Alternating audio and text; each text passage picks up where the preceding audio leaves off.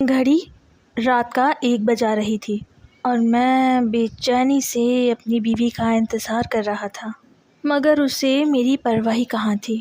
میں بیڈ پر لیٹا بار بار دروازے کی طرف دیکھ رہا تھا اور ہر گزرتے منٹ کے ساتھ میری بے چینی غصے میں بدل رہی تھی۔ میں دن بھر آفس میں خوار ہونے کے بعد جب گھر آتا تو صرف یہ چاہتا تھا کہ میری بیوی میرے پاس بیٹھے، مجھ سے پیار بھری باتیں کرے اور میرا دن بھر کا سکون مجھے واپس مل جائے۔ لیکن رابعہ کے لیے جیسے میں اس گھر میں کوئی فالتو چیز تھا۔ میں نے ایک گہرا سانس لیا اور اٹھ کر بیٹھ گیا۔ پورے گھر میں خاموشی تھی، لیکن میرے دماغ میں ایک طوفان چل رہا تھا۔ رابعہ ابھی تک کچن کے برتن سمیٹنے اور اپنی ساس اور نندوں کی فرمائشیں پوری کرنے میں لگی ہوئی تھی۔ مجھے اس بات پر غصہ آتا تھا کہ وہ کیوں اپنے لیے سٹینڈ نہیں لیتی اور کیوں سارا دن سب کے کام کرتی رہتی ہے۔ لیکن اس سے زیادہ غصہ مجھے اس بات پر تھا کہ اس سب کے چکر میں وہ مجھے بالکل نظر انداز کر رہی تھی۔ جب رات کے 1:15 بجے کمرے کا دروازہ کھلا تو رابعہ اندر داخل ہوئی۔ اس کے چہرے پر شدید تھکن تھی اور وہ نڈھال لگ رہی تھی۔ اس نے دروازہ بند کیا، ایک لمبی آہ بھر کر بیڈ کے کونے پر بیٹھ گئی۔ میں نے اپنا غصہ دبا کر اس کی طرف دیکھا اور اس کے قریب سے رک گیا۔ میں نے پیار سے اس کا ہاتھ اپنے ہاتھ میں لیا اور دھیمی آواز میں کہا، رابعہ، تم جانتی ہو میں کب سے تمہارا انتظار کر رہا ہوں۔ مجھے تمہاری بہت یاد آ رہی تھی۔ رابعہ نے ایک کمزور سی مسکراہٹ کے ساتھ میری طرف دیکھا اور اپنا ہاتھ چھڑانے کی کوشش کرتے ہوئے بولی، زہیب، میں بہت تھک گئی ہوں۔ آج امی جی کے مہمان آئے تھے اور سارا دن کچن میں گزر گیا۔ میری کمر میں شدید درد ہے۔ مجھے رابعہ کی اس بات پر اندر ہی اندر جھنجھلاہٹ ہوئی، لیکن میں نے خود پر قابو پایا۔ میں نے اس کے کندھے پر ہاتھ رکھا اور اسے اپنے قریب کرتے ہوئے اس کے بالوں کو انگلیوں سے سنوارنے لگا۔ میں نے اس کے ماتھے پر پیار کیا اور بہت دھیمی اور رومانوی آواز میں کہا، رابعہ، میں بھی تو دن بھر کام کر کے آتا ہوں، لیکن تمہارے پاس آتے ہی میری ساری تھکن دور ہو جاتی ہے۔ میں چاہتا ہوں کہ تم بھی میری محبت کا جواب محبت سے دو۔ میں نے اس کے گال کو چھوا اور اس کے چہرے کے قریب ہو گیا۔ میں چاہتا تھا کہ وہ میری آنکھوں میں دیکھے، میری تڑپ کو سمجھے اور مجھے وہ رسپانس دے جس کا میں ایک شوہر ہونے کے ناطے حقدار تھا۔ لیکن جیسے ہی میں نے اس کے دوسرے گال پر پیار کیا، مجھے محسوس ہوا کہ اس کا جسم بالکل ساکت ہے۔ میں نے چونک کر اس کے چہرے کی طرف دیکھا تو میری حیرت اور غصے کی انتہا نہ رہی۔ رابعہ کی آنکھیں بند ہو چکی تھیں اور وہ ہلکی نیند میں جا چکی تھی۔ میری اتنی محبت، میری اتنی بے چینی، اس سب کا جواب اس نے اس طرح دیا تھا کہ وہ میرے بازو میں ہی سو گئی۔ مجھے اپنے اس بے عزتی پر شدید غصہ آیا۔ میں نے جھٹکے سے اسے خود سے دور کیا اور بستر کی دوسری طرف منہ کر کے لیٹ گیا۔ ابھی 15-20 منٹ ہی گزرے تھے کہ باہر صحن سے امی کی اونچی آواز گونجی، رابعہ، او رابعہ، ذرا باہر آنا، دیکھو لگتا ہے بلی کچن میں گھس گئی ہے، دودھ کھلا رہ گیا ہے، جلدی آؤ رابعہ۔ وہ جو ابھی گہری نیند میں تھی اس آواز کو سنتے ہی ہڑبڑا کر اٹھ بیٹھی۔ اس نے جلدی سے اپنے سر پر دوپٹہ درست کیا اور میری طرف دیکھے بغیر کمرے سے باہر بھاگ گئی۔ میں بیڈ پر لیٹا کوڑتا رہا کہ جو بیوی میرے پیار کرنے پر نہیں جاگی وہ اپنی ساس کی ایک آواز پر اٹھ کر کھڑی ہو گئی۔ میرے دل میں غصے کی ایک اور لہر دوڑ گئی۔ رابعہ آدھے گھنٹے بعد واپس کمرے میں آئی تو اس کے چہرے پر خوف اور تھکن کا عجیب ملا جلا تاثر تھا۔ وہ چپ چاپ بیڈ پر لیٹ گئی۔ میں نے اس کی طرف دیکھا بھی نہیں اور رات اسی طرح کٹ گئی۔ اگلی رات بھی کچھ مختلف نہیں تھی۔ میں پھر اسی طرح بستر پر لیٹا انتظار کر رہا تھا۔ گھڑی میں 12 بج رہے تھے۔ رابعہ کمرے میں آئی تو میں نے سوچا کہ آج میں اس سے ناراضگی دکھاؤں گا تاکہ اسے احساس ہو۔ میں نے منہ دوسری طرف کر لیا۔ رابعہ نے میرے کندھے پر ہاتھ رکھا اور بولی، زہیب، آپ ناراض ہیں کیا؟ میں نے رخ بدلے بغیر کہا، نہیں۔ رابعہ، مجھے ناراض ہونے کا کیا حق ہے؟ تم تو اس گھر کی ملازمہ ہو نا، بس سب کے کام کرو، میری تو تمہیں ضرورت ہی نہیں ہے۔ رابعہ نے ایک ٹھنڈی آہ بھری اور بولی، اگر میں کام نہیں کروں گی تو کون کرے گا؟ میں نے گھوم کر اس کی طرف دیکھا اور غصے سے کہا، تو کیا میں اس گھر میں کوئی کرایہ دار ہوں؟ رابعہ، کیا میری کوئی اہمیت نہیں ہے تمہاری زندگی میں؟ چلو چھوڑو سب باتیں، آج تم صرف میری ہو۔ میں نے اس کا ہاتھ پکڑا اور اسے اپنے قریب کھینچ لیا۔ میں نے اس کی آنکھوں میں دیکھا جہاں صرف نیند کا خمار تھا۔ میں نے پیار سے اس کے گال پر ہاتھ پھیرا اور اس کے قریب ہونے لگا۔ میں چاہتا تھا کہ آج وہ مجھے مایوس نہ کرے۔ میں نے اس کے ماتھے کو چوما اور اس کے بالوں میں اپنی انگلیاں پھیرنے لگا۔ رابعہ نے اپنی آنکھیں بند کر لی اور مجھے لگا کہ شاید آج وہ میری محبت کا جواب دے گی، لیکن ابھی میں نے اس کے چہرے کو اپنی طرف موڑا ہی تھا کہ اچانک ہمارے کمرے کے دروازے پر زور زور سے دستک ہوئی۔ رابعہ نے جھٹکے سے مجھے خود سے الگ کیا اور بیڈ سے نیچے اتر گئی۔ دروازے پر نمرہ کھڑی تھی۔ اس نے روتے ہوئے کہا، بھابھی جلدی آئیں، ابا جی کی طبیعت اچانک بہت خراب ہو گئی ہے، ان کا بلڈ پریشر بہت شوٹ کر گیا ہے۔ رابعہ نے جیسے ہی یہ سنا وہ کمرے سے باہر بھاگی۔ میں غصے اور مایوسی کے عالم میں بیڈ پر مٹھیاں بھیج کر رہ گیا۔ میرا دل چاہ رہا تھا کہ میں چیخ پڑوں۔ اس گھر میں ہماری کوئی ذاتی زندگی ہی نہیں بچی تھی۔ میں جب بھی رابعہ کے قریب آنے کی کوشش کرتا کوئی نہ کوئی آفت آ جاتی۔ مجھے اپنے ہی گھر والوں سے چڑ ہونے لگی تھی۔ میں چاہتا تھا کہ رابعہ خود اپنے لیے آواز اٹھائے، لیکن وہ تو مٹی کی مورت بنی ہوئی تھی۔ رابعہ رات بھر ابا کے کمرے میں رہی، ان کو دوائی دی، ان کے پاؤں دبائے، اور میں اپنے کمرے میں اکیلا سلگتا رہا۔ میں نے ابا کے کمرے میں جھانکنے کی کوشش بھی نہیں کی تھی۔ جب رابعہ ان کا دھیان رکھ رہی تھی تو مجھے کیا ضرورت تھی؟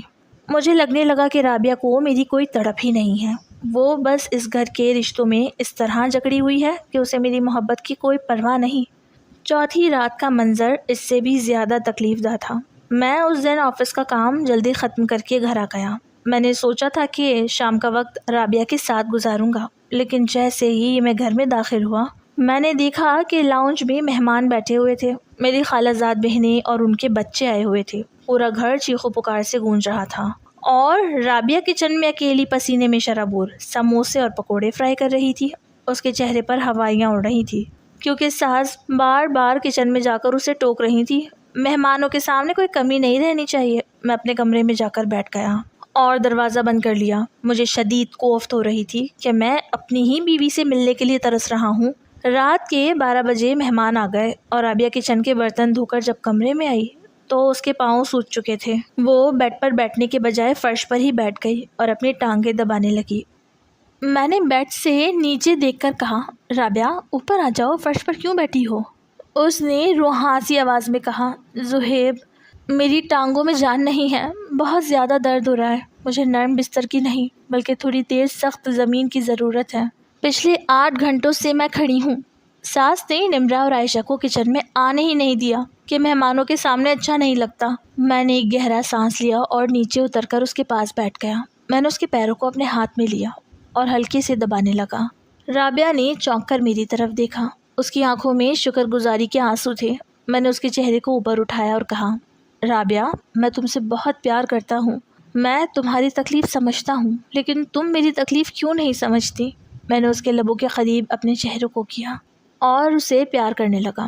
رابعہ نے اس بار مجھے نہیں روکا، لیکن وہ بالکل بے جان ہو چکی تھی۔ میں نے اس کی کمر میں ہاتھ ڈال کر اسے اپنے قریب کیا اور اس کی گردن پر اپنے ہونٹ رکھ دیے۔ میں چاہتا تھا کہ وہ بھی مجھے اپنی باہوں میں بھر لے، لیکن چند ہی سیکنڈز میں مجھے محسوس ہوا کہ اس کا سر میرے کندھے پر ڈھلک گیا ہے۔ میں نے اسے دیکھا تو وہ اسی حالت میں اوندھے منہ سو چکی تھی۔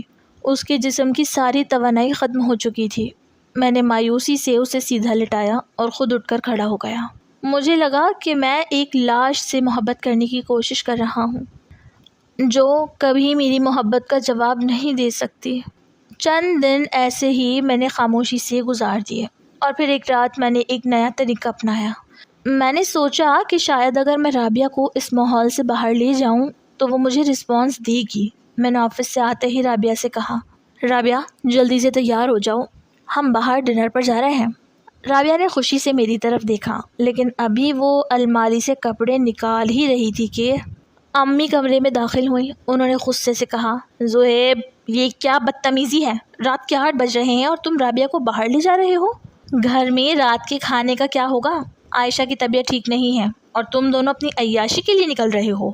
رابعہ نے جلدی سے اپنے کپڑے واپس الماری میں رکھے اور خوفزدہ سی ہوتی ہوئی مجھ سے بولی، زہیب آپ اکیلے چلے جائیں یا میں گھر پر ہی کچھ بنا لیتی ہوں، امی جی غصہ کر رہی ہیں۔ میں نے غصے میں اپنا فون صوفے پر پٹکا اور کمرے سے باہر نکل گیا۔ اس رات میں نے باہر ایک ڈھابے پر اکیلے کھانا کھایا اور رات کے 12 بجے گھر واپس آیا۔ رابعہ بیڈ پر لیٹی میرا انتظار کر رہی تھی۔ جیسے ہی میں کمرے میں آیا وہ کھڑی ہو گئی اور بولی، زہیب مجھے معاف کر دیں، میں مجبور تھی۔ امی جی اگر ایک دفعہ خفا ہو جائیں تو وہ پورے دو دن تک مجھ سے بات نہیں کرتی، اور اس طرح گھر میں گزارا کرنا میرے لیے مشکل ہو جاتا ہے، اسی لیے میں نے ان کی نافرمانی نہیں کی۔ میں نے اس کی طرف دیکھا اور سرد لہجے میں کہا، رابعہ تم مجبور نہیں ہو، تم بس مجھے نظر انداز کرنا چاہتی ہو۔ چلو اب کوئی بات نہیں کرنی، مجھے سونے دو۔ میں بیڈ پر لیٹ گیا۔ رابعہ میرے قریب آئی اور اس نے میرا بازو پکڑ کر کہا، سہیب پلیز مجھ سے اس طرح بات مت کریں، میں آپ کی بیوی ہوں۔ میں نے اس کا ہاتھ جھٹک دیا اور کہا، بیوی ہو تو بیویوں والا حق تو ادا کرو۔ جب بھی میں تمہارے قریب آتا ہوں تم تھک جاتی ہو یا تمہاری ساس تمہیں بلا لیتی ہے۔ میں ایک مرد ہوں رابعہ، میری بھی کچھ خواہشات ہیں، میری بھی کچھ ضرورتیں ہیں، لیکن تمہیں صرف اس گھر کے کاموں کی فکر ہے۔ رابعہ نے روتے ہوئے کہا، زہیب میں کیا کروں؟ اگر میں کام نہ کروں تو کون کرے گا؟ اوپر سے امی جی ہر بات پر ناراض ہو جاتی ہیں، اگر میں کسی بات پر انکار کرنے کی کوشش کروں تو وہ پورے خاندان میں میری برائیاں کرتی ہیں۔ میں اس گھر کی عزت بچانے کے لیے یہ سب کرتی ہوں۔ میں نے کہا، میری عزت کا کیا رابعہ؟ جو میں روز اپنے ہی کمرے میں ذلیل ہوتا ہوں، اس کا کیا جواب ہے تمہارے پاس؟ رابعہ کے پاس کوئی جواب نہیں تھا۔ وہ چپ چاپ بستر کے دوسرے کونے میں جا کر بیٹھ گئی اور سسکیاں لینے لگی۔ مجھے اس کے رونے پر بھی غصہ آ رہا تھا، کیونکہ مجھے لگ رہا تھا کہ یہ سب اس کا ڈرامہ ہے۔ پھر چند دن خاموشی سے گزر گئے۔ میں نے فیصلہ کیا تھا کہ میں رابعہ سے کوئی بات ہی نہیں کروں گا۔ ایک رات میں چپ چاپ بیڈ پر لیٹ کر اپنے موبائل میں گانے سننے لگا۔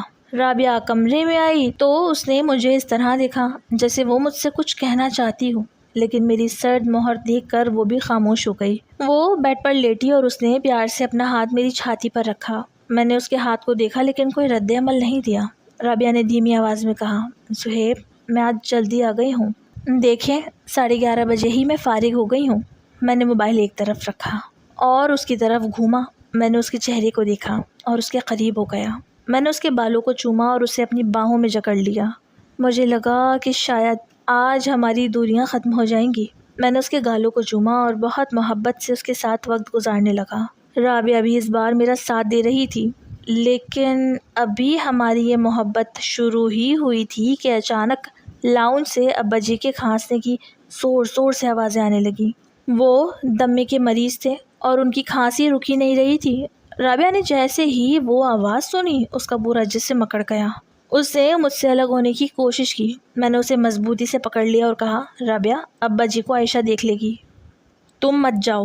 لیکن رابعہ نے تڑپ کر کہا، نہیں زہیب، ابا جی کی انہیلر عائشہ کو نہیں معلوم کہاں رکھی ہے، مجھے جانا ہوگا۔ ابا جی کی ساری دواؤں کی تفصیلات اور ان کی ہر ضروری چیز کا علم صرف مجھے ہی ہے، امی جی کو بھی ابا کی دواؤں کا علم نہیں ہوتا۔ اس نے مجھے پیچھے دھکیلا اور نائٹ سوٹ درست کرتی ہوئی کمرے سے باہر بھاگ گئی۔ میں بیڈ پر لیٹا دیوار کو گھورتا رہا۔ میری آنکھوں میں غصے کے آنسو تھے۔ مجھے لگا کہ اس گھر میں میری کوئی اوقات ہی نہیں ہے۔ رابعہ کے لیے ہر رشتہ مجھ سے بڑھ کر تھا۔ ساس، سسر، نندے، مہمان سب اس کی ترجیح تھے، اور میں صرف ایک تماشائی تھا جو اپنی ہی بیوی کی محبت کی بھیک مانگ رہا تھا۔ رابعہ اس رات بھی 2 بجے واپس آئی اور چپ چاپ بیڈ پر لیٹ کر سو گئی۔ مجھے لگ رہا تھا کہ رابعہ ایک ایسی سرد مہر عورت ہے جسے میری تڑپ کا اندازہ ہی نہیں ہے، اسے بس باقی سب لوگوں کی پڑی ہے۔ ایسا نہیں تھا کہ مجھے اپنے ماں باپ کی پرواہ نہیں تھی، یا میں ایک اندھا اور بے حس بیٹا تھا جو اپنی بیوی پر ہوتے ہوئے بوجھ کو دیکھ کر بھی خاموش رہتا تھا۔ میں نے کئی بار کوشش کی تھی کہ اس گھر کے ماحول کو بدلوں۔ ایک بار جب میں نے رابعہ کو کچن میں اکیلے روتے ہوئے دیکھا تو میرا دل تڑپ اٹھا۔ میں سیدھا اپنی ماں کے کمرے میں گیا اور غصے سے کہا کہ امی، رابعہ اس گھر کی بہو ہے، کوئی نوکرانی نہیں ہے۔ آپ عائشہ اور نمرہ کو بھی کچن کے کاموں میں لگایا کریں، وہ سارا دن موبائل چلاتی رہتی ہیں اور رابعہ صبح سے رات تک مشین بنی رہتی ہے۔ میری یہ بات سنتے ہی میری ماں نے وہ طوفان کھڑا کیا کہ میں زندگی بھر کے لیے کانپ گیا۔ انہوں نے اپنے بال نوچنے شروع کر دیے اور روتے ہوئے پورے گھر کو سر پر اٹھا لیا کہ دیکھو اس لڑکے کی شادی کیا ہوئی، یہ تو اپنی ماں کا ہی دشمن بن گیا ہے۔ میں نے اسے پال پوس کر بڑا کیا اور آج یہ ایک کل کی آئی ہوئی لڑکی کے لیے مجھے تانے دے رہا ہے۔ میرے ابا نے بھی مجھے سخت لغت سنائی کہ تم اپنی ماں کو بلڈ پریشر کا مریض بنا رہے ہو۔ اس دن مجھے سمجھ آ گیا تھا کہ جوائنٹ فیملی میں اگر میں نے رابعہ کا زیادہ ساتھ دیا تو میری ماں خود کو مظلوم ثابت کر کے مجھے ایک نافرمان بیٹا بنا دے گی، اور میں اپنے والدین کی نافرمانی کا گناہ اپنے سر نہیں لے سکتا تھا۔ دوسری طرف رابعہ کا اپنا رویہ بھی مجھے چڑھاتا تھا۔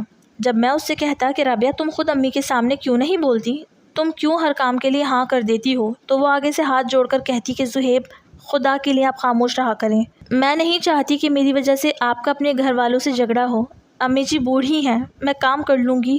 اب جب وہ خود ہی مظلوم بننے پر تلی ہوئی تھی اور اپنے حق کے لیے کھڑی نہیں ہوتی تھی تو میرا غصہ مزید بڑھ جاتا تھا۔ میں اپنے ماں باپ اور بہنوں پر تو غصہ نکال نہیں سکتا تھا کیونکہ وہ میرا پورا خاندان تھا، اسی لیے میری اندر کی ساری فرسٹریشن اور سارا لاوا رابعہ پر ہی نکلتا تھا، کیونکہ وہ میری بیوی تھی اور مجھے لگتا تھا کہ اس پر میرا پورا حق ہے اور اسے کم از کم میرے کمرے میں تو میری مرضی کے مطابق چلنا چاہیے تھا۔ لیکن جب وہ وہاں بھی ناکام ہو جاتی تو مجھے لگتا کہ میں ہر طرف سے ہار چکا ہوں۔ اسی شدید گھٹن اور ذہنی تناؤ کے عالم میں ایک دن میں آفس پہنچا تو میرا موڈ ہمیشہ کی طرح اکھڑا ہوا تھا۔ میں اپنی سیٹ پر بیٹھ کر سر پکڑ کر بیٹھ گیا کہ اچانک میرے کیبن کا دروازہ کھلا اور انابیہ اندر داخل ہوئی۔ انابیہ ہمارے آفس میں چند دن پہلے ہی ٹرانسفر ہو کر آئی تھی۔ وہ ایک شادی شدہ عورت تھی، لیکن اسے دیکھ کر کوئی کہہ نہیں سکتا تھا کہ وہ شادی شدہ ہے۔ اس کا لباس، اس کا انداز، اس کی شخصیت بہت ماڈرن اور پرکشش تھی۔ وہ اپنے ہاتھ میں کچھ فائلیں لیے ہوئے تھی۔ اس نے مجھے دیکھا اور اپنی خوبصورت آواز میں کہا، گڈ مارننگ زہیب، کیا بات ہے، آج پھر آپ کا موڈ خراب لگ رہا ہے؟ سب خیریت تو ہے نا؟ میں نے ایک پھیکی سی مسکراہٹ کے ساتھ اس کی طرف دیکھا اور کہا، بس انابیہ کچھ نہیں، کچھ گھریلو مسائل ہیں اور آفس کا بھی کام بہت زیادہ ہے۔ انابیہ نے فائلیں میری ٹیبل پر رکھی اور خود سامنے والی کرسی پر بیٹھ گئی۔ اس نے بہت ہمدردی سے میری آنکھوں میں جھانکتے ہوئے کہا، زہیب آپ چھپانے کی کوشش کر رہے ہیں لیکن آپ کا چہرہ بتا رہا ہے کہ آپ اندر سے بہت پریشان ہیں۔ اگر آپ چاہیں تو مجھ سے شیئر کر سکتے ہیں۔ کبھی کبھی کسی دوسرے سے بات کرنے سے دل کا بوجھ ہلکا ہو جاتا ہے۔ میں نے سوچا کہ میں اسے کیا بتاؤں کہ میری بیوی رات کو تھک کر سو جاتی ہے اور مجھے رسپانس نہیں دیتی۔ یہ ایک مرد کی انا کا مسئلہ تھا، لیکن انابیہ کا لہجہ اتنا پرخلوص اور اپنائیت سے بھرا تھا کہ میرا دل پگھلنے لگا۔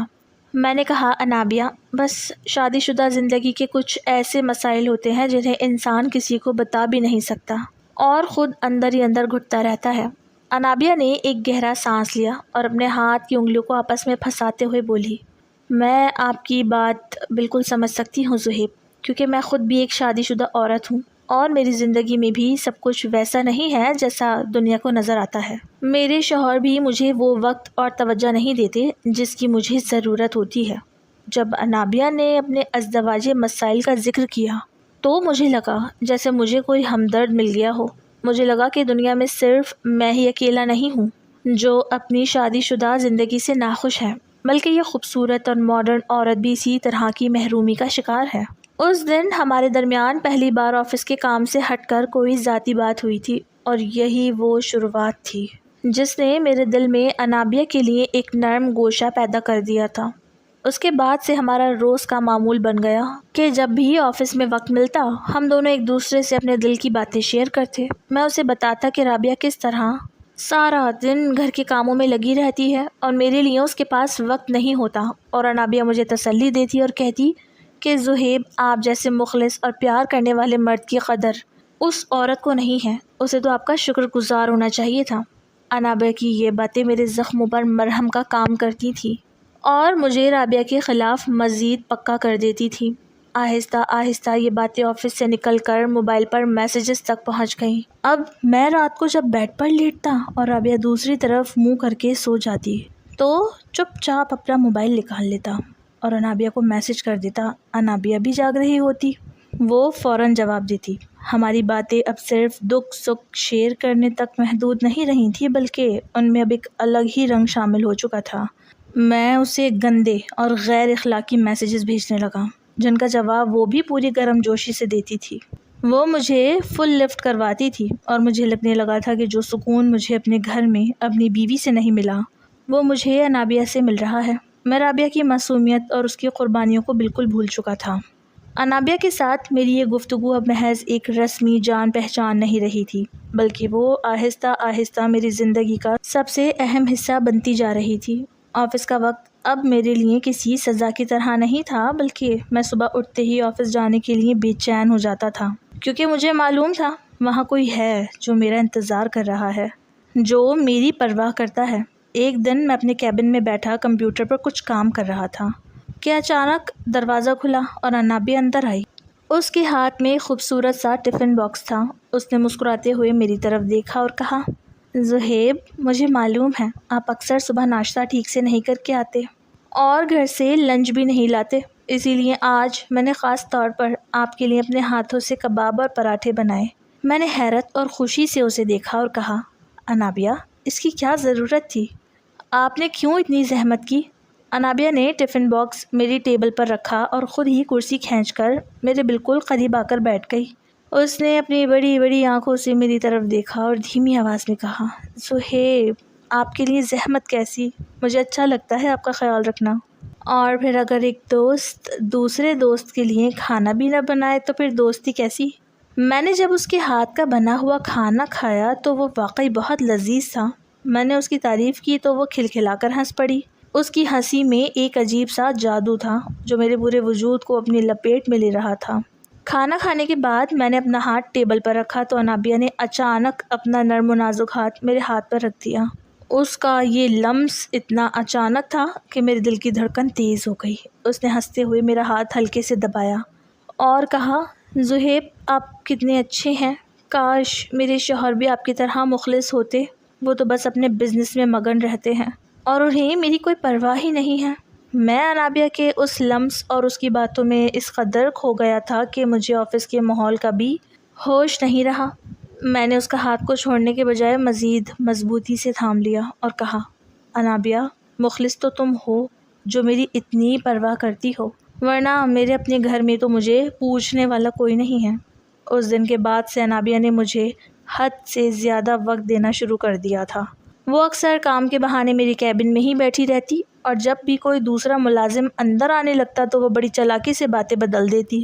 ہم دونوں کے درمیان اب ایک ایسی انڈرسٹینڈنگ بن چکی تھی کہ ہم بنا بولے بھی ایک دوسرے کی دل کی بات سمجھ جاتے تھے۔ ایک شام جب آفس کا وقت ختم ہو چکا تھا اور سب لوگ جا چکے تھے، میں اپنی فائلیں سمیٹ رہا تھا کہ انابیہ میرے کیبن میں آئی۔ اس نے آفس کا دروازہ اندر سے ہلکا سا بند کر دیا اور میرے پاس آ کر کھڑی ہو گئی۔ اس نے ایک ریشمی ساڑی پہن رکھی تھی اور اس کے پرفیوم کی تیز خوشبو پورے کیبن میں پھیل گئی تھی۔ اس نے کہا، زہیب، آج کا دن بہت تھکا دینے والا تھا نا؟ میں نے کہا، ہاں انابیہ، بس کام کا دباؤ بہت تھا۔ اس نے میرا ہاتھ پکڑ کر صوفے کی طرف کھینچا اور کہا، یہاں بیٹھے، میں آپ کے لیے چائے منگواتی ہوں۔ بلکہ چائے چھوڑیں، میں آج خود آپ کا سر دبا دیتی ہوں۔ میں نے تھوڑا ہچکچاتے ہوئے کہا، نہیں انابیہ، کوئی آ جائے گا تو کیا سوچے گا؟ اس نے کھلکھلا کر ہنستے ہوئے میرا ہاتھ اپنے دونوں ہاتھوں میں لیا اور بولی، زہیب، اس وقت آفس میں کوئی نہیں ہے، آپ اتنے اچھے مرد ہو کر بھی اتنا ڈرتے ہیں؟ وہ میرے بالکل برابر میں بیٹھ گئی اور اپنے دونوں ہاتھ میرے سر پر رکھ کر ہلکے ہلکے دبانے لگی۔ اس کے ہاتھوں کا لمس میرے دماغ کی رگوں کو سکون پہنچا رہا تھا اور میں اپنی آنکھیں بند کر کے اس سکون میں ڈوبتا چلا گیا۔ اس نے میرے کان کے قریب جھک کر دھیمی آواز میں کہا، زہیب، اگر میں آپ کی زندگی میں پہلے آ جاتی تو میں آپ کو کبھی اس طرح پریشان نہ ہونے دیتی۔ میں نے اس کی طرف دیکھا تو اس کا چہرہ میرے بہت قریب تھا۔ میں نے اس کا ہاتھ تھام لیا اور ہم دونوں گھنٹوں باتیں کرتے رہے۔ اب اگلا پورا ہفتہ انابیہ نے میرے لیے روز نئے سرپرائز تیار رکھے تھے۔ وہ روز گھر سے میرے لیے کچھ نہ کچھ میٹھا بنا کر لاتی، کبھی کھیر، کبھی میری پسند کا حلوہ، اور جب میں کھاتا تو وہ بڑے پیار سے میری طرف دیکھتی رہتی۔ ایک دن اس نے مجھ سے کہا، زہیب، آپ روز ایک ہی جیسے کپڑے پہن کر آتے ہیں، کیوں نہ ہم اس اتوار کو شاپنگ پر چلیں؟ میں نے کہا، انابیہ، اتوار کو تو گھر پر بہت کام ہوتے ہیں، امی جی کو ہسپتال لے جانا ہوتا ہے اور رابعہ بھی گھر پر ہوتی ہے۔ انابیہ نے جھٹکے سے میرا ہاتھ چھوڑا اور اس کے چہرہ اداس ہو گیا۔ اس نے کہا، زہیب، اگر آپ کے پاس میرے لیے ایک دن بھی نہیں ہے تو پھر اس دوستی کا کیا فائدہ؟ میں تو اپنے شوہر کو چھوڑ کر آپ کے لیے وقت نکالتی ہوں، لیکن آپ اب بھی اپنی اسی بیوی اور گھر کے چکر میں پھنسے ہوئے ہیں جو آپ کو ایک منٹ کا سکون نہیں دیتی۔ اس کی یہ بات میرے دل پر تیر کی طرح لگی۔ مجھے لگا کہ میں واقعی انابیہ کے ساتھ زیادتی کر رہا ہوں جو میرے لیے اتنا کچھ کرتی ہے۔ میں نے دوبارہ اس کا ہاتھ پکڑا اور کہا، اچھا بابا، ناراض مت ہو، میں اتوار کو کوئی نہ کوئی بہانہ بنا کر ضرور آؤں گا اور ہم پورا دن ساتھ گزاریں گے۔ یہ سن کر انابیہ کے چہرے پر دوبارہ وہی جادوئی مسکراہٹ واپس آ گئی اور اس نے خوشی سے میرے کندھے پر ہاتھ رکھ دیا۔ اب میرے دل میں رابعہ کا خیال بالکل ختم ہو چکا تھا۔ رات کو جب میں گھر جاتا اور رابعہ اسی طرح کچن کے کاموں سے فارغ ہو کر نڈھال ہو کر بیڈ پر گرتی تو مجھے اس پر ترس آنے کے بجائے شدید غصہ اور گھن آتی تھی۔ مجھے لگتا تھا کہ ایک طرف انابیہ ہے جو اتنی خوبصورت ہے اور ماڈرن ہونے کے باوجود میرا اتنا خیال رکھتی ہے، میرے لیے کھانے بناتی ہے، مجھے وقت دیتی ہے، اور دوسری طرف یہ رابعہ ہے جسے صرف ساس سسر اور نندوں کی غلامی سے فرصت نہیں ملتی۔ میں اب گھر میں رابعہ سے سیدھے منہ بات بھی نہیں کرتا تھا۔ وہ اگر مجھ سے پانی کا بھی پوچھتی تو میں اسے جھڑک دیتا۔ رابعہ میری اس بدلی ہوئی طبیعت پر اکثر اکیلے میں روتی تھی، لیکن وہ سمجھتی تھی کہ شاید زہیب آفس کے کام کی وجہ سے چڑچڑے ہو گئے ہیں۔ اسے اندازہ ہی نہیں تھا کہ اس کا شوہر اب کسی اور کی زلفوں کا اسیر ہو چکا ہے، اور وہ روز رات کو جب سو جاتی ہے تو میں انابیہ کے ساتھ موبائل پر غیر اخلاقی اور گندی باتیں کرنے میں مصروف رہتا تھا۔ میں اکثر سوچتا کہ انابیہ کا شوہر اس کی طرف سے اتنا لاپرواہ کیسے ہو سکتا ہے؟ آخر وہ اتنی خوبصورت اور ماڈرن بیوی کو اس طرح اکیلا کیسے چھوڑ دیتا ہے؟ ایک دن جب ہم آفس کی کینٹین میں بیٹھے چائے پی رہے تھے تو میں نے جھجکتے ہوئے اس سے پوچھ ہی لیا، انابیہ، تمہارے شوہر تمہیں کبھی ٹوکتے نہیں ہیں کیا؟ سارا دن تم میرے ساتھ رہتی ہو، وہ کبھی فون کر کے نہیں پوچھتے؟ یہ سن کر انابیہ کے چہرے پر ایک تلخ سی مسکراہٹ ابھری۔ اس نے میرا ہاتھ تھامتے ہوئے کہا، زہیب، میں نے آپ کو بتایا تھا نا کہ ان کے لیے ان کا بزنس ہی سب کچھ ہے، اور اب تو وہ پچھلے کچھ دنوں سے کام کے سلسلے میں دوسرے شہر گئے ہوئے ہیں۔ وہاں ان کا ایک نیا پروجیکٹ شروع ہوا ہے جس کی وجہ سے وہ اگلے 2-3 ماہ تک وہیں رہیں گے، اور میں یہاں اس بڑے سے گھر میں بالکل اکیلی ہوں۔ جب انابیہ نے یہ بتایا کہ اس کا شوہر دوسرے شہر گیا ہوا ہے اور وہ گھر پر بالکل اکیلی ہے تو میرے دل میں ایک عجیب سی سنسنی دوڑ گئی۔ انابیہ نے میری آنکھوں میں دیکھتے ہوئے دھیمی آواز میں کہا، زہیب، میں گھر میں اکیلی بہت بور ہو جاتی ہوں، مجھے ڈر بھی لگتا ہے۔ آپ آفس کے بعد میرے گھر کیوں نہیں آتے؟ ہم وہاں سکون سے بیٹھ کر باتیں کریں گے، یہاں آفس میں تو ہر وقت کسی نہ کسی کے آنے کا ڈر رہتا ہے۔ انابیہ کی یہ بات سن کر میں ایک پل کے لیے گھبرا گیا۔ میرے اندر کا خوف جاگ اٹھا تھا۔ میں نے اس کا ہاتھ ہلکے سے چھوڑا اور کہا، نہیں انابیہ، گھر جانا ٹھیک نہیں ہے۔ اگر کسی پڑوسی نے دیکھ لیا یا کوئی اور مسئلہ ہو گیا تو بدنامی ہوگی۔ ہم باہر ہی کسی اچھے ریسٹورینٹ میں مل لیا کریں گے، وہ زیادہ محفوظ ہے۔ انابیہ نے میری یہ بات سنی تو اس کا موڈ خراب ہو گیا۔ اس نے منہ دوسری طرف کر لیا اور بولی، زہیب، آپ کتنے بزدل ہیں، میں آپ کو اتنے مان سے اپنے گھر بلا رہی ہوں اور آپ کو پڑوسیوں کی فکر ہے۔ اگر آپ مجھ سے سچی محبت کرتے تو کبھی اس طرح بہانے نہ بناتے۔ میں کئی دن تک اس کی ضد کو ٹالتا رہا۔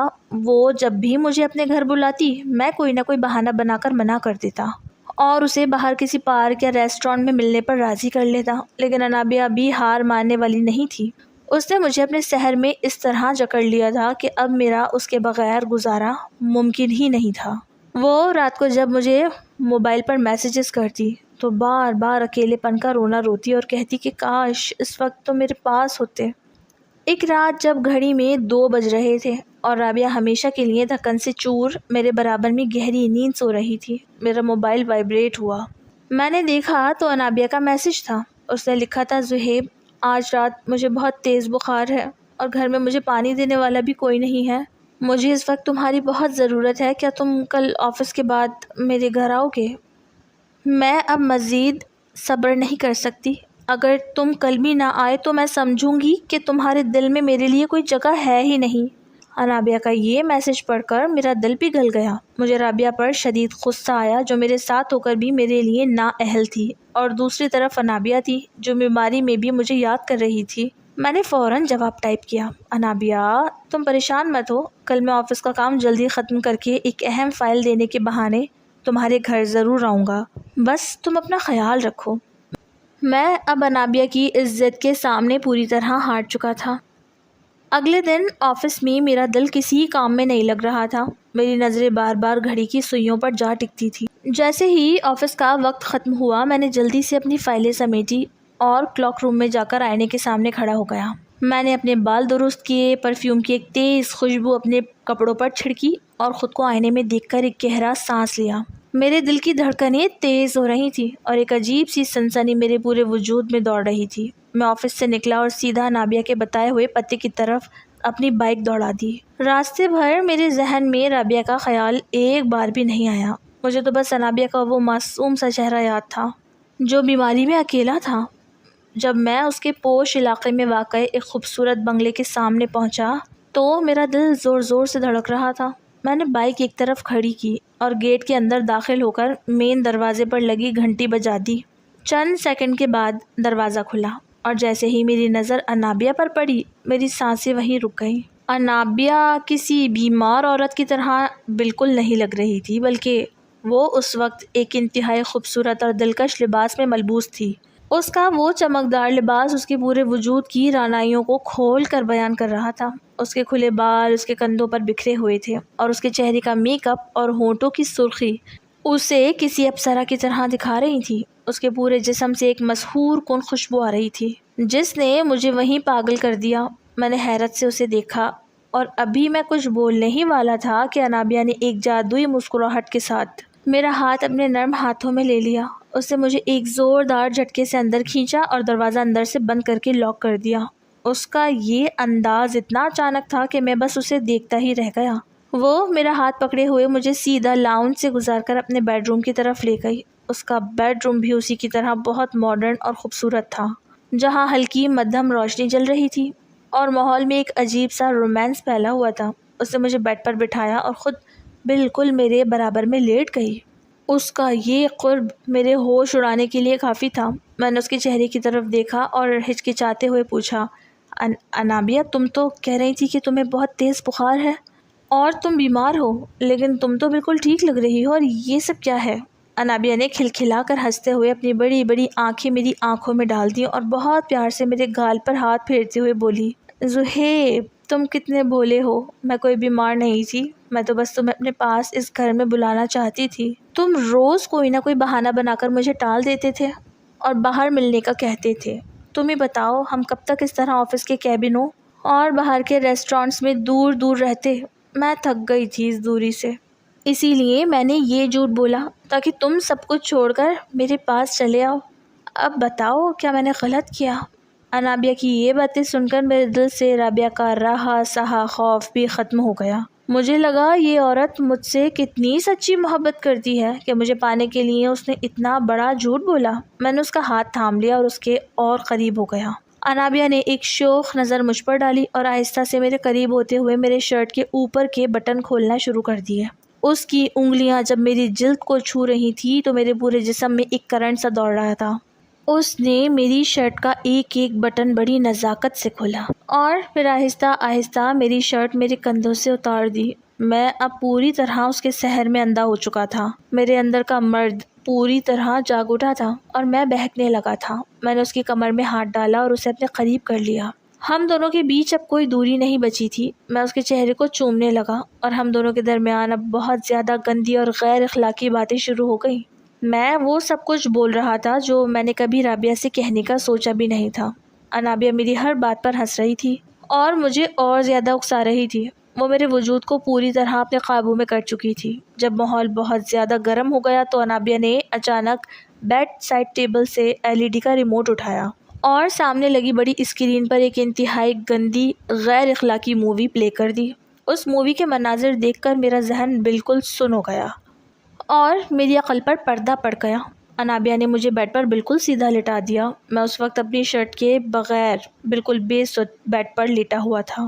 میری نظریں اسکرین پر جمی ہوئی تھی۔ انابیہ نے میرے سینے پر ہاتھ رکھا اور بہت دھیمی اور پراسرار آواز میں کہا، زہیب تم یہیں لیٹو اور یہ مووی دیکھو، میں کچن سے ہمارے لیے ایک زبردست سی ڈرنک لے کر آتی ہوں تاکہ ہمارا یہ وقت اور بھی حسین ہو جائے۔ میں نے انابیہ کی آنکھوں میں دیکھا اور نشیلی آواز میں کہا، ہاں جلدی آؤ انابیہ، میں تمہارا انتظار کر رہا ہوں۔ انابیہ نے مسکرا کر مجھے دیکھا اور بیڈ سے اٹھ کر کمرے سے باہر نکل گئی۔ دروازہ اس نے کھلا ہی چھوڑ دیا تھا۔ میں بیڈ پر لیٹا ہوا اس مووی کے سحر میں انابیہ کے لمس کے نشے میں گم تھا۔ مجھے لگ رہا تھا کہ میں دنیا کا سب سے خوش قسمت مرد ہوں جسے اتنی خوبصورت اور پیار کرنے والی عورت مل گئی ہے جو میرے اشاروں پر ناچ رہی ہے۔ میں رابعہ کی اس معصومیت کو، اس کی انتھک محنت کو بالکل بھول چکا تھا جو اس وقت بھی میرے گھر میں میرے بوڑھے ماں باپ کی خدمت کر رہی ہوگی۔ میرے ذہن میں صرف انابیہ کا وہ خوبصورت وجود گھوم رہا تھا۔ گھڑی کی سوئیاں گزر رہی تھی اور مجھے لیٹے ہوئے تقریباً 10 منٹ ہو چکے تھے۔ لیکن انابیہ ابھی تک واپس نہیں آئی تھی۔ مجھے آہستہ آہستہ عجیب سی بے چینی ہونے لگی۔ کچن سے ڈرنک لانے میں اتنا وقت نہیں لگتا۔ میں نے سوچا کہ شاید وہ کوئی خاص چیز تیار کر رہی ہے۔ میں نے آواز دی، انابیہ کہاں رہ گئی تم؟ جلدی آؤ۔ لیکن باہر سے کوئی جواب نہیں آیا۔ پورے بنگلے میں ایک عجیب سی ہولناک خاموشی چھائی ہوئی تھی۔ صرف کمرے میں لگی اسکرین کی آواز گونج رہی تھی۔ میں نے بیڈ سے اٹھنے کی کوشش کی، لیکن ابھی میں بیڈ سے نیچے پاؤں رکھنے ہی والا تھا کہ اچانک مجھے مین لاؤنج کے دروازے کے کھلنے اور بند ہونے کی بھاری آواز سنائی دی۔ میرے دل کی دھڑکن ایک دم رک گئی۔ وہ آواز انابیہ کے قدموں کی نہیں تھی، بلکہ وہ کسی مرد کے بھاری بوٹوں کی آواز تھی جو بہت تیزی سے اسی بیڈ روم کی طرف بڑھ رہے تھے۔ میرے جسم میں خوف کی ایک سرد لہر دوڑ گئی۔ میں نے جلدی سے بیڈ پر پڑی اپنی شرٹ اٹھائی، لیکن اس سے پہلے کہ میں اسے پہن پاتا، بیڈ روم کا دروازہ جھٹکے سے پورا کھل گیا اور سامنے کا منظر دیکھ کر میرے پاؤں تلے سے زمین نکل گئی۔ وہاں کوئی ایک بندہ نہیں تھا، بلکہ 2 تگڑے مرد کھڑے تھے جن کے چہروں پر خباثت بھری مسکراہٹ تھی، اور ان کے پیچھے انابیہ کھڑی تھی۔ لیکن اب اس کے چہرے پر وہ محبت اور جادو نہیں تھا، بلکہ ایک انتہائی مکار اور زہریلی ہنسی تھی۔ سامنے کھڑے ان 2 مردوں کو دیکھ کر میرے پورے جسم کا خون جیسے جم گیا تھا۔ ان میں سے ایک کے ہاتھ میں موبائل تھا جس کا کیمرہ میری طرف آن تھا، اور وہ مسلسل ویڈیو ریکارڈ کر رہا تھا۔ میں نے ہڑبڑا کر اپنی شرٹ اپنے سینے کے سامنے کی اور کانپتی ہوئی آواز میں کہا، انابیہ یہ سب کیا ہے؟ یہ لوگ کون ہیں اور یہ ویڈیو کیوں بنا رہے ہیں؟ تم تو ڈرنک لینے گئی تھی۔ انابیہ نے کچن سے لائی ہوئی پانی کی بوتل سائڈ ٹیبل پر پٹکی اور صوفے پر ٹانگ پہ ٹانگ رکھ کر بیٹھ گئی۔ اس کے چہرے پر اب وہ معصومیت اور محبت کا دور دور تک نام و نشان نہیں تھا، بلکہ ایک ایسی مکاری تھی جو کسی زہریلے سانپ کی آنکھوں میں ہوتی ہے۔ اس نے ایک زوردار کہکا لگایا اور بولی، زہیب تم واقعی اتنے بڑے احمق ہو کہ تم نے میری اس جھوٹی محبت کو سچ مان لیا۔ تم کیا سمجھتے تھے کہ میں تمہاری شکل پر مرتی ہوں یا تمہاری باتوں کی دیوانی ہوں؟ ارے تم جیسے محروم اور اپنی بیویوں سے نالا مردوں کو پھنسانا میرے بائیں ہاتھ کا کھیل ہے۔ یہ جو سامنے کھڑے ہیں یہ کوئی غنڈے نہیں ہیں، بلکہ ان میں سے ایک میرا اصل شوہر ہے اور دوسرا میرا بزنس پارٹنر۔ ہم دونوں کا یہی کام ہے کہ تم جیسے بے صبرے اور باہر منہ مارنے والے مردوں کو اپنے جال میں پھنساتے ہیں اور پھر ان کی اوقات یاد دلاتے ہیں۔ انابیہ کی یہ باتیں سن کر میرے سر پر جیسے آسمان ٹوٹ پڑا تھا۔ میرے پیروں تلے سے زمین نکل گئی تھی۔ میں نے اس کے شوہر کی طرف دیکھا جو میری ننگی پیٹھ اور خوفزدہ چہرے کی ویڈیو بنا کر ہنس رہا تھا۔ اس نے ویڈیو بند کی اور موبائل میری طرف لہراتے ہوئے غصیلے اور کرخت لہجے میں کہا، تو تم ہو وہ زہیب صاحب جو میری بیوی کو رات رات بھر گندے میسیجز بھیجتے تھے، جو آفس میں اس کا ہاتھ پکڑتے تھے، اور آج تو تم نے حد ہی پار کر دی۔ میری غیر موجودگی میں میرے ہی بیڈ روم میں آ کر میری بیوی کے ساتھ منہ کالا کرنے کی کوشش کر رہے تھے۔ اب بولو تمہارا کیا کیا جائے؟ یہ ویڈیو اگر تمہارے آفس کے گروپ میں چلی جائے اور تمہاری اس معصوم بیوی رابعہ کے پاس پہنچ جائے تو تمہاری کیا عزت رہ جائے گی سوسائٹی میں؟ میں بیڈ پر بیٹھا بری طرح کانپ رہا تھا۔ میری آنکھوں کے سامنے اندھیرا چھا رہا تھا۔ مجھے اپنی زندگی کی سب سے بڑی غلطی کا احساس ہو رہا تھا۔ میں نے ہاتھ جوڑ کر کہا، خدا کے لیے ایسا مت کرنا، میری عزت برباد ہو جائے گی، مجھ سے غلطی ہو گئی، مجھے معاف کر دو، میں بہک گیا تھا۔ انابیہ نے صوفے سے اٹھتے ہوئے کہا، معافی اتنی سستی نہیں ملتی زہیب میاں۔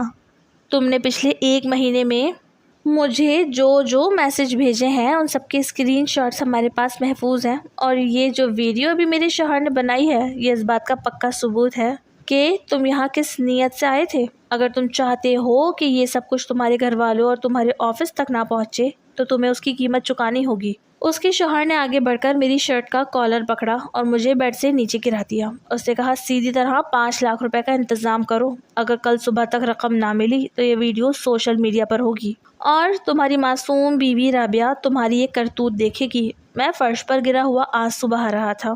مجھے اس وقت رابعہ کا وہ چہرہ یاد آ رہا تھا جو دن رات میرے لیے اور میرے گھر والوں کے لیے ایک پیر پر کھڑی رہتی تھی، جو تھکن سے چور ہونے کے باوجود مجھ سے محبت کی بھیک مانگتی تھی، اور میں نے ایک مکار عورت کے چکر میں آ کر اس مخلص بیوی کو دھوکہ دے دیا تھا۔ میں نے روتے ہوئے کہا، میرے پاس اتنے پیسے نہیں ہیں، میں ایک مڈل کلاس نوکری پیشہ انسان ہوں، میں اتنی بڑی رقم کہاں سے لاؤں گا؟ انابیہ کے شوہر نے مجھے ایک لات ماری اور کہا، یہ تمہارا مسئلہ ہے، تم چوری کرو یا اپنی بیوی کے زیور بیچو، ہمیں کل صبح تک پیسے چاہیے ورنہ تم جیل کی سلاخوں کے پیچھے ہوگے۔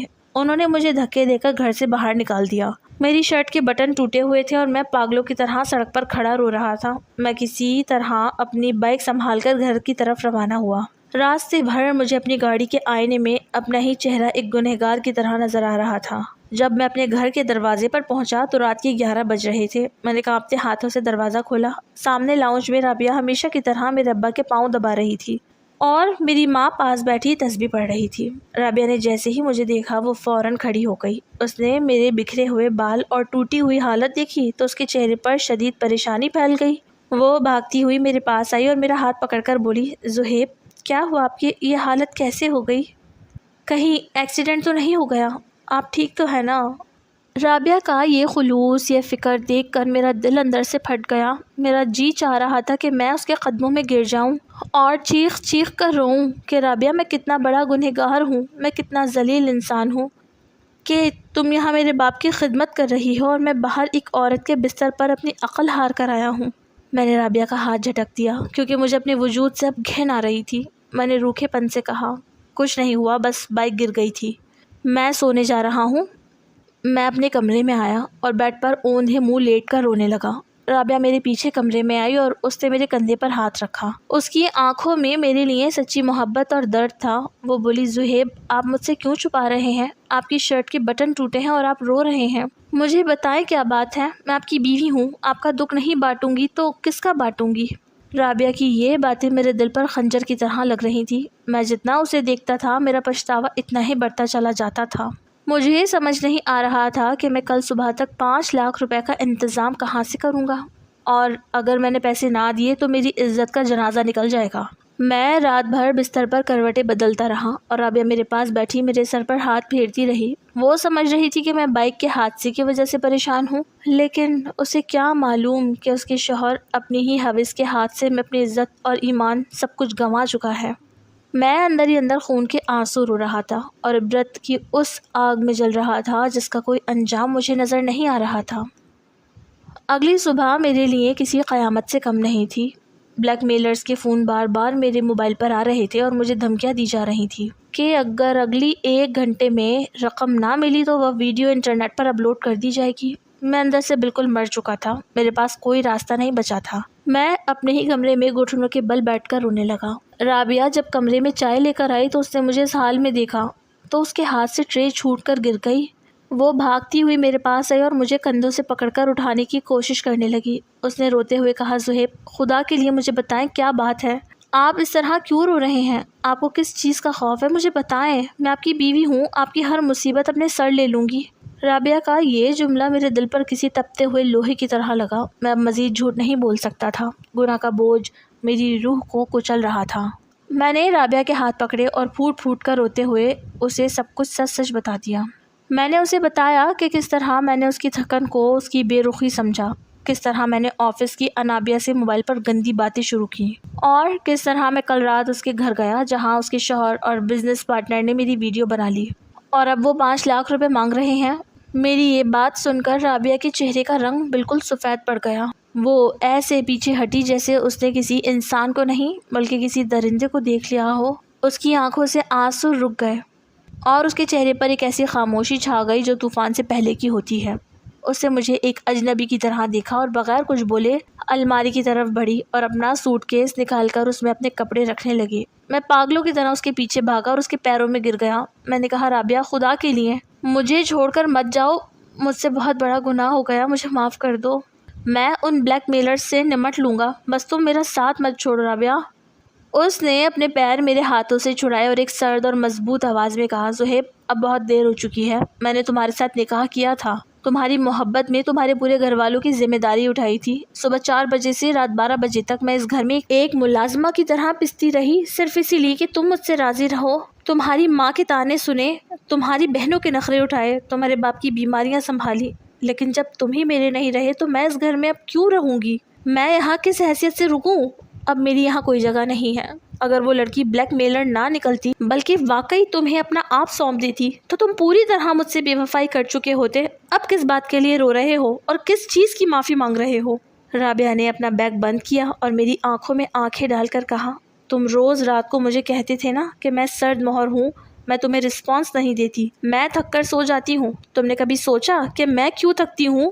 تم چاہتے تو اپنی ماں اور بہنوں کے آگے میرے لیے کھڑے ہو سکتے تھے، تم چاہتے تو مجھے اس عذاب سے نکالنے کے لیے ایک ملازمہ رکھ کے دے سکتے تھے، لیکن تم نے ایسا نہیں کیا، کیونکہ تمہیں معاشرے میں اور اپنے ماں باپ کے آگے خود کو ایک بہت اچھا اور فرما بردار بیٹا ثابت کرنا تھا۔ تم نے اپنے آپ کو اچھا بیٹا ثابت کرنے کے چکر میں ایک اچھا شوہر بننا گوارا ہی نہیں کیا۔ جب تم نے کبھی میرے لیے کوئی سٹینڈ نہیں لیا تو تم مجھ سے کیسے امید رکھ سکتے تھے کہ میں اپنے لیے کوئی سٹینڈ لیتی؟ تم خود ایک ناقص اور ناکام شوہر تھے زہیب، جس نے اپنی ہوس اور بے صبری کی وجہ سے اپنی مخلص بیوی کو کھو دیا۔ اب جاؤ اور بھگتو اپنے اس گناہ کو، کیونکہ جو مرد اپنی حلال بیوی کی قربانیوں کی قدر نہیں کرتا، خدا اسے حرام کے راستے پر ایسا ذلیل کرتا ہے کہ وہ کہیں کا نہیں رہتا۔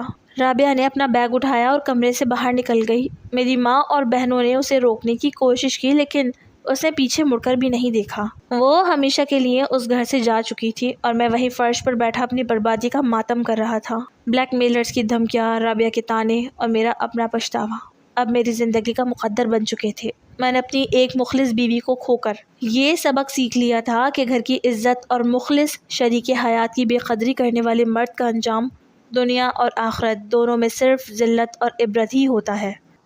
رابعہ کے جانے کے بعد میری دنیا اندھیر ہو چکی تھی، لیکن ان بلیک میلرز کا فون اب بھی مسلسل بج رہا تھا۔ وہ مجھے آخری وارننگ دے رہے تھے کہ اگر اگلے آدھے گھنٹے میں 5 لاکھ روپے نہ پہنچے تو وہ میری زندگی برباد کر دیں گے۔ میرے اندر کا خوف اب غصے اور انتقام میں بدل چکا تھا۔ میں نے سوچا کہ میں نے اپنا سب کچھ تو کھو ہی دیا ہے، اب میرے پاس ہارنے کے لیے کچھ نہیں بچا۔ میں نے سیدھا سائبر کرائم سیل اور پولیس اسٹیشن کا رخ کیا اور وہاں جا کر اپنی غلطی کا اعتراف کرتے ہوئے انابیہ اور اس کے ساتھیوں کے خلاف بلیک میلنگ کی شکایت درج کروا دی۔ پولیس نے فوراً ایک پلان بنایا اور مجھے کہا کہ تم ان بلیک میلرز کو پیسے دینے کے بہانے اسی بنگلے پر بلاؤ۔ میں نے انابیہ کے شوہر کو فون کیا اور کہا میں پیسے لے کر پہنچ رہا ہوں۔ جب میں اس بنگلے پر پہنچا تو وہ تینوں ہنستے ہوئے باہر آئے۔ انابیہ کے چہرے پر وہی مکارانہ مسکراہٹ تھی۔ جیسے ہی اس نے مجھ سے پیسوں کا بیگ لینا چاہا، پیچھے سے سادہ لباس میں ملبوس پولیس اہلکاروں نے ان کو چاروں طرف سے گھیر لیا۔ پولیس نے موقع پر ہی ان کے موبائل فونز قبضے میں لے لیے، جن میں میری ویڈیوز اور دیگر لوگوں کے اسکرین شاٹس موجود تھے۔ پتہ چلا کہ یہ کوئی پہلی بار نہیں تھا، وہ اب تک درجنوں معصوم لوگوں کو اسی طرح پھنسا کر لاکھوں روپے بٹور چکے تھے۔ پولیس نے ان تینوں کو ہتھکڑیاں لگائیں تو انابیہ کا سارا غرور خاک میں مل گیا۔ وہ پولیس کے سامنے رو رہی تھی اور معافیا مانگ رہی تھی، لیکن قانون ان پر کوئی رحم کرنے والا نہیں تھا۔ ان کو ان کے کیے کی سزا مل چکی تھی اور وہ جیل کی سلاخوں کے پیچھے جا رہے تھے۔ بلیک میلرز کا انجام تو ہو گیا تھا، لیکن میرا انجام اس سے بھی زیادہ ہولناک تھا۔ میں کورٹ کچہریوں کے چکروں اور پولیس کیس کی وجہ سے اپنی نوکری سے بھی ہاتھ دھو بیٹھا اور معاشرے میں میری عزت کا جنازہ نکل گیا۔ میں اب اپنے اس خالی کمرے میں اکیلا بیٹھ کر روتا ہوں، جہاں کبھی رابعہ میری پرواہ کرتی تھی۔ بلیک میلرز تو جیل چلے گئے، لیکن مجھے پچھتاوے کی اس عمر قید میں چھوڑ گئے، جس سے آزاد ہونے کا کوئی راستہ نہیں تھا، کیونکہ میری بیوی نے مجھے خلا کا نوٹس بھیج دیا تھا۔ وہ اب میرے بغیر اپنی زندگی میں آگے بڑھنے کو تیار تھی اور میں پیچھے کہیں اندھیروں میں بھٹک چکا تھا۔